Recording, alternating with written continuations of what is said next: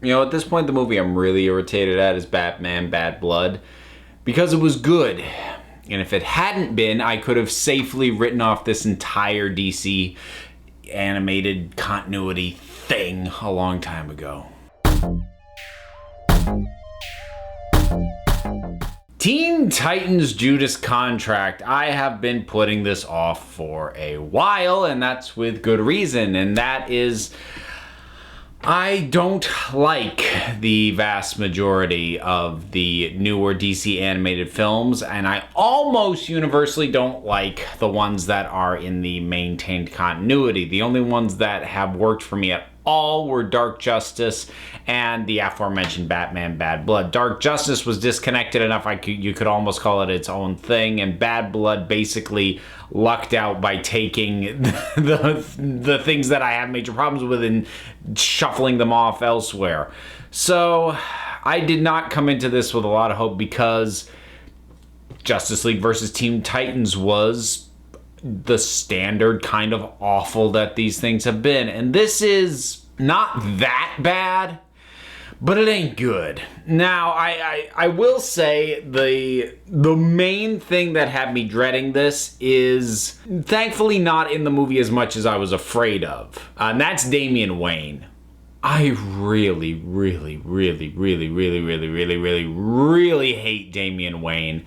I've hated him since his first. Now, again, I'm talking about the animated version. I'm not even. Don't tell me he's better in the comics. I don't care. I watch these. I deal with him in this, and he is insufferable in this. He's so bad, and he is just as bad now as he's always been. He's the same self-entitled, pompous little prick. He's just not center stage this time. So I would say that helps, except that they've unloaded angst onto all the other characters as well. Like, everyone is bathed in angst.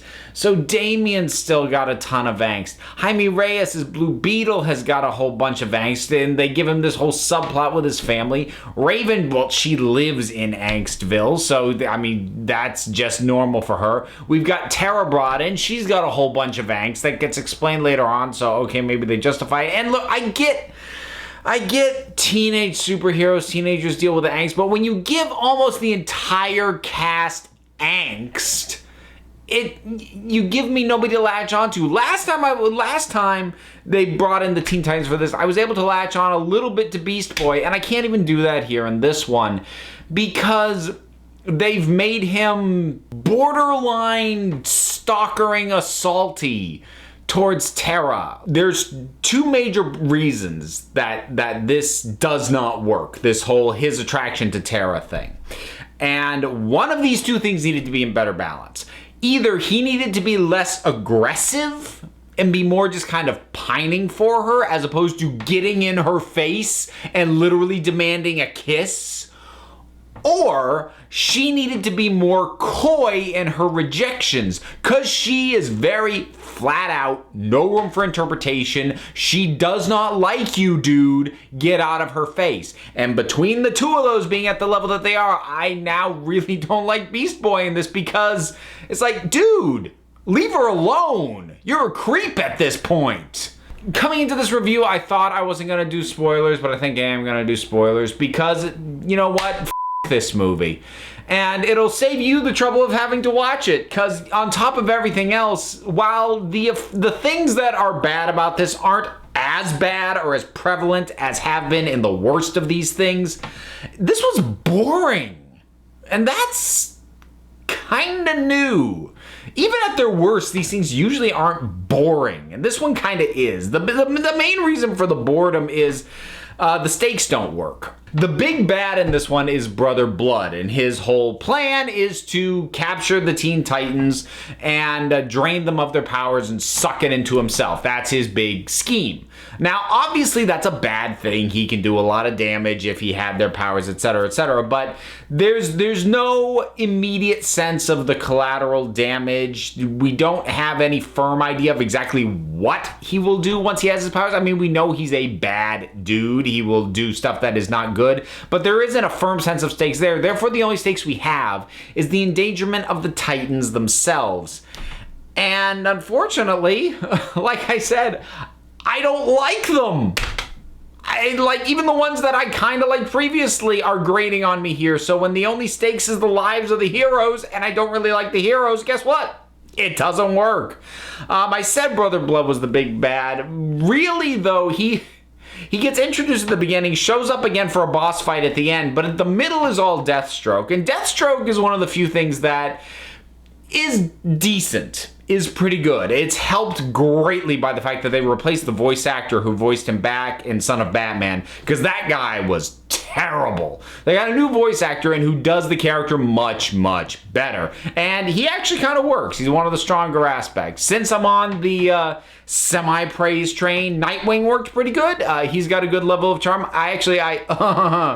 This felt like a nasty rug pull, because the film starts in flashback with the arrival of Starfire and the older version of the Teen Titans. And, Robin is there, but it's Dick Grayson, and I didn't realize that right off. So I'm watching going, hey, yeah, this, Robin, he's a little older. He's working for me here. Cool. And then it flashes forward, and that Robin's now Nightwing, and there's Damian Wayne being exactly as I remember him going, damn it. So there's all that. Well, honestly, though, I don't know why it starts with that flashback, because it shows how Starfire first came onto the team, except that has no relevance whatsoever to the plot. Starfire's background and her history don't come into play at all. Not even a little. And also, the show skeeves on her a little bit, because she falls out of the sky. The first thing she does once the monsters that followed her are dealt with is kiss Dick Grayson, because apparently that's how she learns language. I don't know if they made that up or pulled it from the comic. I don't care. It's stupid.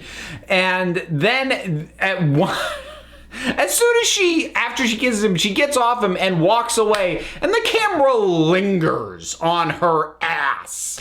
Like, annoyingly long. And I don't know how old she's supposed to be at that point in that flashback. Later on when we see her, it's pretty clear she's an adult. But in that flashback, I'm like, I don't know how old this character's supposed to be. And speaking of that, Tara, like I said, I will spoil crap. So Tara she's the Judas, because she betrays the Titans to Deathstroke. And part of that thing is Deathstroke saved her when she was younger. So she's got a really big crush on him, and she wants to get right to it, and he's been putting her off, saying, let's finish what we're in. You've been in deep cover, let's do it. Then, we'll do that stuff you want to do. I didn't catch at any point in the movie that it established how old Tara was. So when she shows up with really overdone makeup in a negligee and drapes herself all over Deathstroke, I was not comfortable with that. Sorry. And, oh God, what else is there to even say? And then there's just a whole crap ton of tiny little stupid things. Like, what? Why does Brother Blood's base start to collapse after he dies? Why? Like, there's no reason. It's just video game logic. Boss is dead, now we must escape because it's crumbling. And then Tara dies and I get that she's distraught and everything, but it's like her entire power set is moving Earth, and she can make Earth even stay in the air, and she gets crushed and buried under rocks? Really? I mean, the one thing I'll say is, okay, props to them for having the balls to actually kill her, except that only would have had some meaning if she hadn't shown up for the first time in this movie. And that's sort of the other thing. Like, if there was a character that we were going to get extra time with at the front end, it shouldn't have been Starfire, it should have been Tara. Because we only get this movie to get invested with her, and that's hard to do because she's, despite it being in deep cover in with the group, she is completely standoffish to them from the get-go. So already I'm like, oh, she's not well integrated into the group. And she doesn't have a proper arc in terms of getting a sense of redemption because she doesn't choose to side with the Titans. She just gets betrayed by Deathstroke. So the guy that she betrayed these people for then betrays her. She didn't learn a lesson assassin. She didn't make a choice. She didn't grow. She just got screwed over by somebody worse than her. Yet it's played like it's supposed to be tragic. And yes, they gave her a tragic backstory and everything, but it's so artificial and unearned and might have worked if this hadn't been her first movie. Then the betrayal might have actually hit and her death might have hit, but it doesn't. Oh, you know what? Randomly, one more random thing that I genuinely loved. I thought was great because we get, it's not really a montage, but we get kind of a clever thing where Nightwing goes to where all the Titans should be and finds basically scenes of minor destruction of what happened, and he pieces together what happened to them, how each of them got captured. And that in and of itself, kind of clever, not bad. But then Beast Boy, how they captured Beast Boy was basically they tricked him into a room where there was a button that says do not press this button, and he pressed that button and tranquilizer darts shot him. Yeah, that was kind of awesome and hilarious, and I love that moment. And that's the one moment I was unequivocally love that moment. That was great. That's the only thing that was great. There's a handful of other things that are okay. The action's all right. It's fine. Nightwing's fine. Starfire, after the ogling of her butt, was fine. But the rest of them, you know, they turned Beast Boy into a creeper, and they didn't get the... There are ways to do that where it comes off as endearing. It didn't with him. It really came off like she wants him to leave her alone and he won't, which I'm sorry, that's not endearing. And so he didn't work. Jaime, there was nothing wrong with Jaime, but loading him with angst when that didn't even really have a proper payoff meant he was just one more layer of angst that didn't need to be there. Raven basically does nothing. Tara gets focused, but like I said, they didn't do the foundational work to have the stuff that they do with her actually land and pay off the way that it needs to. This was about as painful as I figured it was gonna be. So yeah, that's Teen Titans, the Judas Contract. Why do I keep watching these things? So those are my thoughts. Have you seen this thing? If you have, what did you think about it? Or what are your thoughts on the DC animated universe, the current state of it, as it were? Whatever your thoughts are, drop something down in the comments. Let's talk about it. Don't forget to like, subscribe, check me out on Twitter at Council of Geeks. Give a listen to the Council of Geeks podcast. I am also one half of the Punch Like a Girl podcast, available on the Fire and Water Network starting in October. And until next time, this council is adjourned.